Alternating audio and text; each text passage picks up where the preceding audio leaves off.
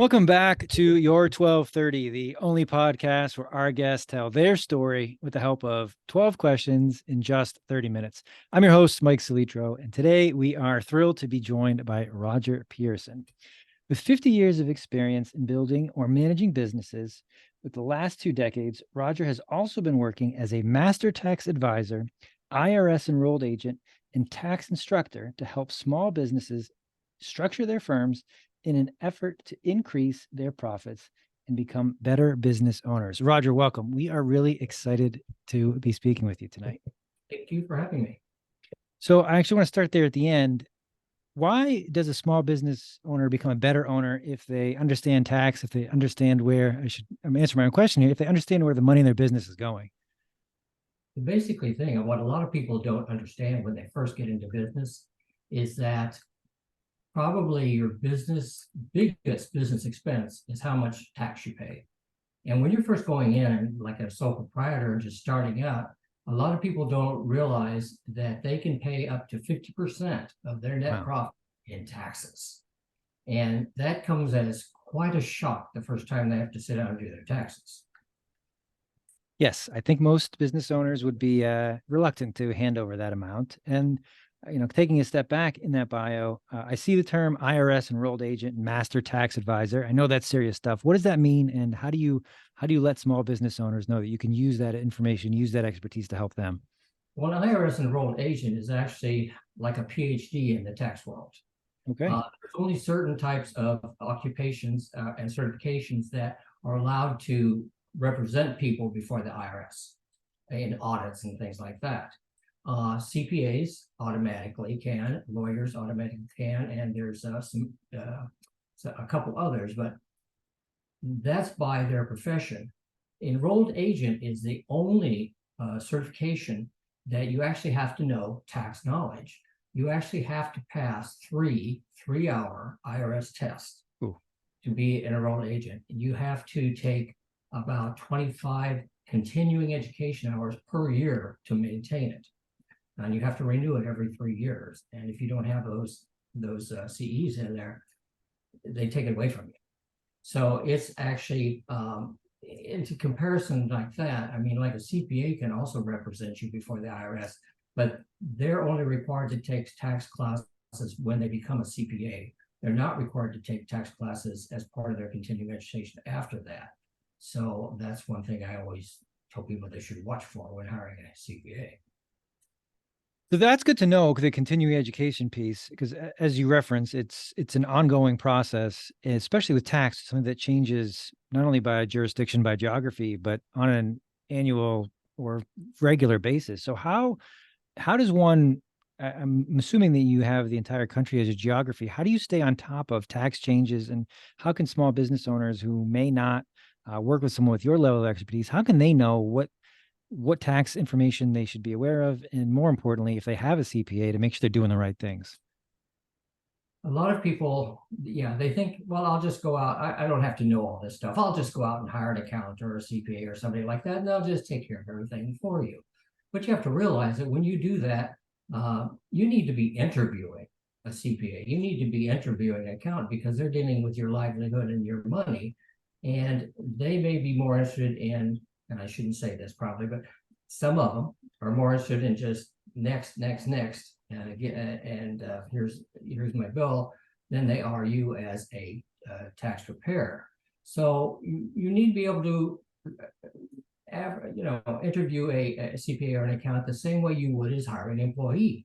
If you had a plumbing business and you were hiring a plumber, you'd sure sit down and you'd interview them, because you knew the plumbing business, so you know what to ask them, correct? And one of the biggest problems in this country as far as small business, and I love small business, I think it's the pinnacle of what you can do, but that's just me. And you need to learn it as much as anything else. Unfortunately, in school, they don't teach you small business. They don't teach you accounting. They don't teach you taxes. They don't teach you how to organize your business and so forth. You just kind of have to learn that on your own. And the first time people usually do that, they usually end up losing a lot of money the first few years because of it.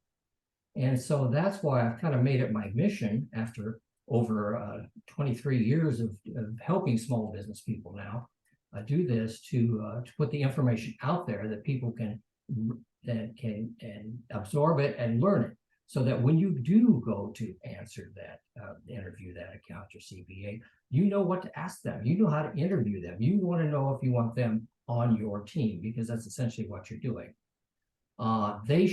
You should find somebody that wants to sit down with you and discuss your business, because every one of my business clients, I have to actually, to do a good job for them, I have to sit down and I have to interview them, and I have to find out how their business works, where they're coming from, where they want to go, so that I can guide them properly through the tax structures that are available. Because a lot of people, you hear this, oh, these big corporations, they don't pay anything taxes.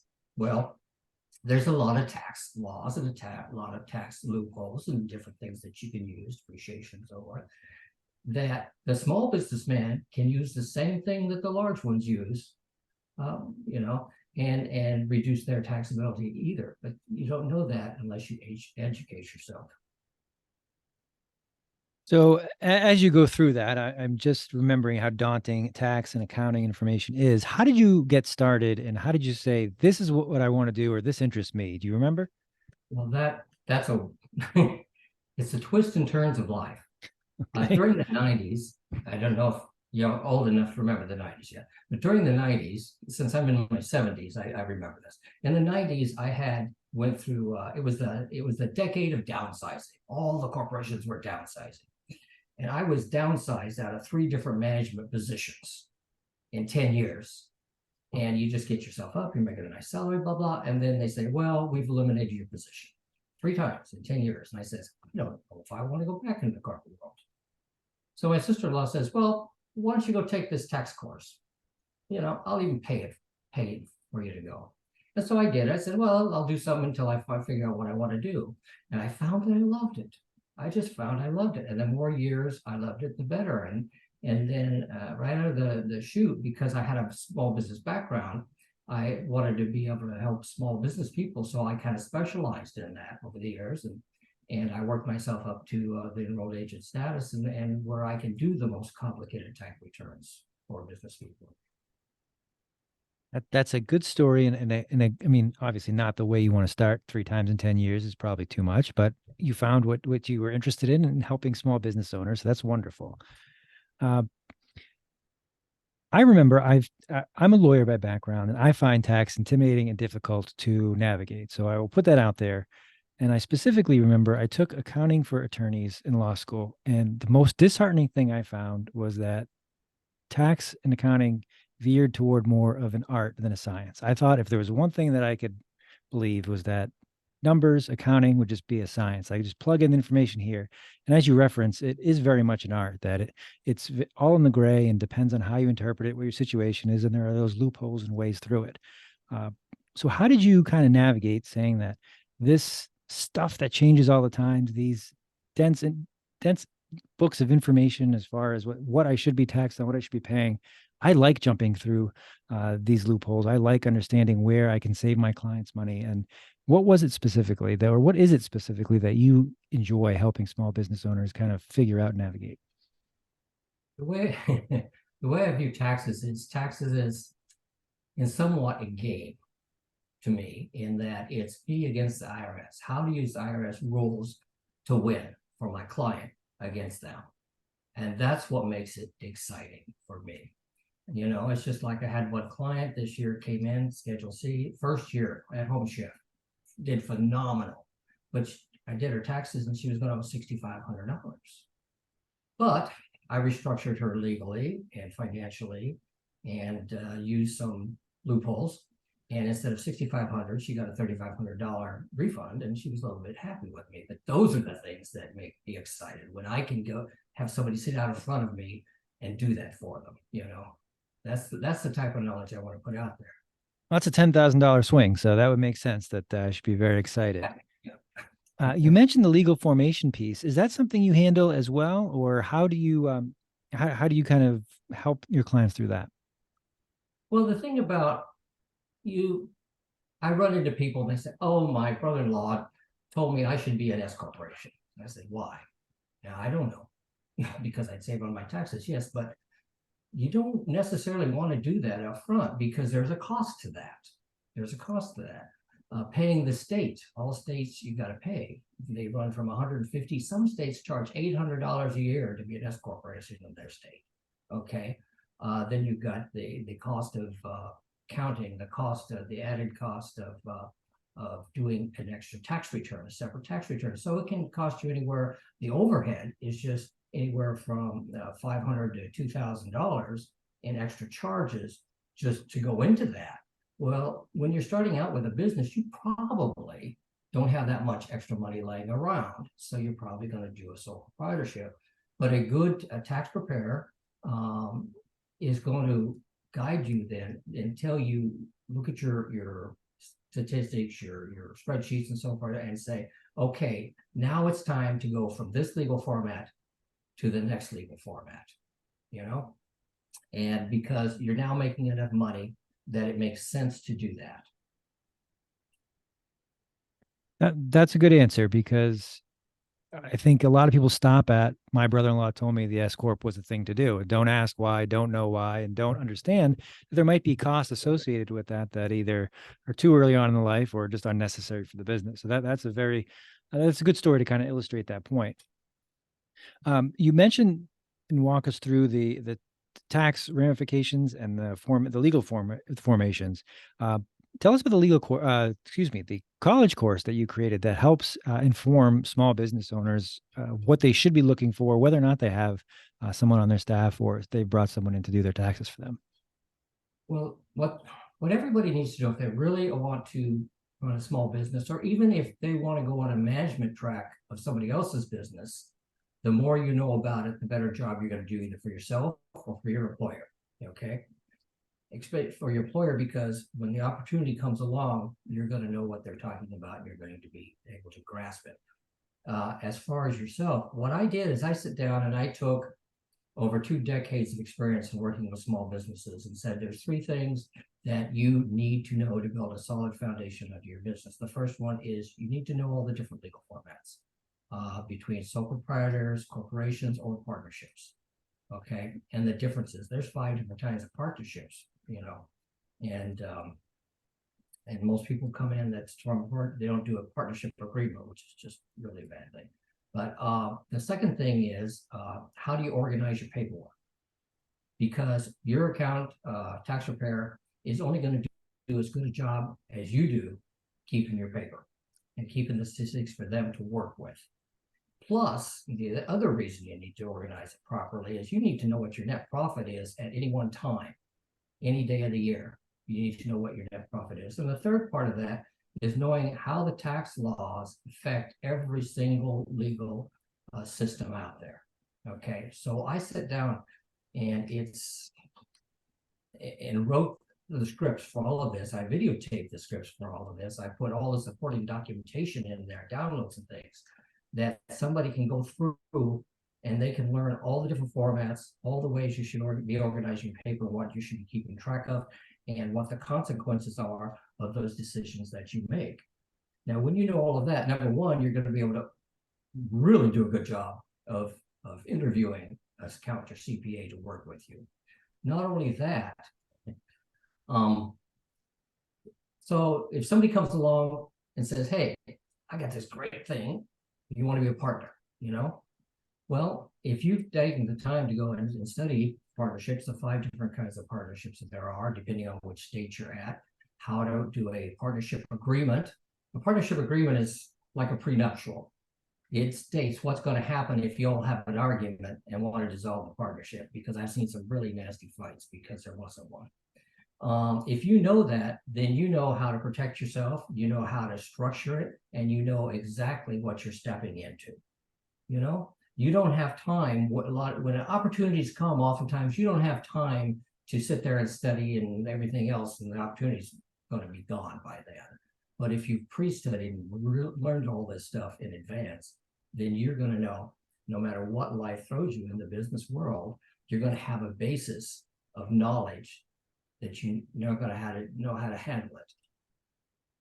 Excellent. And where can we find this course if I wanted to take it, or if I wanted to refer it to the small business owners that I work with? I put up a special URL. It's called protectingmybusiness.com. I also have a free report that I put together, which is kind of an outline of all of this information. And you find that at seagulltechnologies.com/free. Excellent. So we will post those in the show notes for sure. We started the interview tonight by mentioning just offhand 50 years of experience, which is it's a long time objectively. Looking back, you've mentioned saving one client $10,000. You've talked about identifying proper formations, proper ways that companies can be structured, set up the paperwork for their business. Is there a thing that comes to mind that either this is how I want people to think of me when we work with me, that this story really illustrates it, or this was a lesson I learned the hard way, and this has really driven me forward to kind of on the path that I am and make sure I don't do that again. But one of the things I get asked a lot when I'm talking to people is this: because I represent people before the IRS, they always say, what, people are scared of the IRS audits, and IRS audits are going up on this. And I always, in addition to what's happened in the past, I try to prepare people on what's going in the future. And they just gave the IRS a whole bunch of money. There's something called, I don't know if you know what basis is. Basis is how much you have invested in your business, what your share of your business is worth if you cashed it out to dollars. And you're not allowed to take deductions below zero, basis of zero. Otherwise, if you take loss after loss after loss after year and year losses, eventually you're going to run out of no basis left. And people are still taking a lot of losses on their personal returns. And the IRS is going after those people, and they're going after them. And they know they're losing millions and millions and millions of dollars a year because people are violating this rule. And some of the new things that are coming up are going to involve that, which is why it's so important to get a proper professional working with you to make sure that doesn't happen, and to be sure that your basis worksheets and everything is correct. The other thing they always ask, well, what do they ask when an audit comes out, is another question I get a lot. And generally, the audits I've been to, the first two things that they ask for is, number one, we want to see your bank statements for the last 2 or 3 years. And the other thing is, if you're deducting mileage, I want to see the mileage logs, because a lot of people just make it up. If you can't produce that, they'll disallow the entire deduction, and that's one of the largest deductions on a tax return. So again, you have to know how to handle your paperwork to prevent things like this. So you hit on what it would be like to be audited by the IRS. Is this an in-person event? Is this something that's handled remotely, virtually? Is this back and forth emails? If I get a notice that I'm audited, what does this mean for me? Obviously, I need to hire a professional like yourself, but am I going to go in front of an IRS member, or what do I need to know? Well, the first thing I tell my clients is, I don't want you there. This is why you need to hire somebody to represent yourself, because when I have a client go in there, they will undoubtedly say something they shouldn't say and open up another can of worms.